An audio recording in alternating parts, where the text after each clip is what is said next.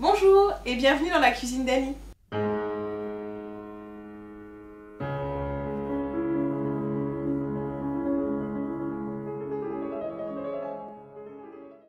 J'ai eu envie de partager avec vous mes petites astuces et recettes de chef pour manger différemment sans se ruiner.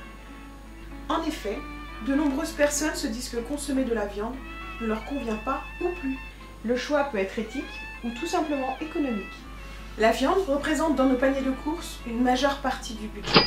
Et du côté éthique, il est vrai que l'on peut avoir le déclic de se dire « je ne vais pas manger mon chien ou mon chat, alors pourquoi manger un petit lapin ou un canard ?»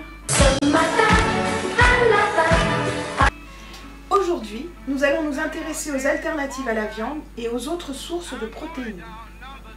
Et nous allons nous pencher sur le lait de soja, alternative la plus connue au lait de vache. Je me suis intéressée, il y a 6 ans, à ce substitut au moment de l'ouverture de mon premier restaurant bio. Et ce qui m'a intéressée avec le lait de soja, c'est qu'il peut remplacer le lait animal, vache, chèvre et même maternelle, donc toutes leurs déclinaisons, ce qui permet de nombreuses recettes. Le tofu apporte protéines sans cholestérol.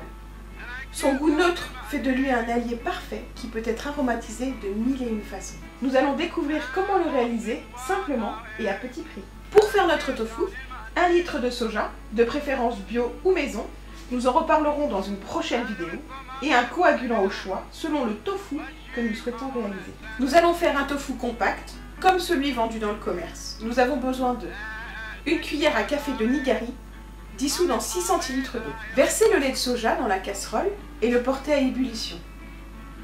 Versez en une fois le nigari. Mélangez et donnez quelques coups de fouet, puis laissez cailler 1 à 2 minutes environ. À ce stade, on peut aromatiser le tofu à sa convenance, curry, épices. Moi je vais mettre du curry. Mettre un torchon dans une passoire ou un chinois étamine et verser le caillé dessus. Égoutter une grande partie du petit lait. Déposer dans un moule à trous le torchon. J'ai pris un moule à cake dans lequel j'ai percé quelques trous afin que le liquide s'échappe, mais vous pouvez le faire avec autre chose. Le refermer et déposer des pois dessus afin de presser. Je me suis servi des pots de confiture que j'avais dans mes placards qui feront bien l'affaire. Mais vous pouvez utiliser également des paquets de riz ou tout ce qui a du poids dans votre cuisine. Mettre le moule dans un récipient afin de recueillir le petit lait. Sinon, vous allez inonder votre frigo. Filmez-le et mettez-le au frais pendant 5 heures. Voilà, notre tofu est prêt.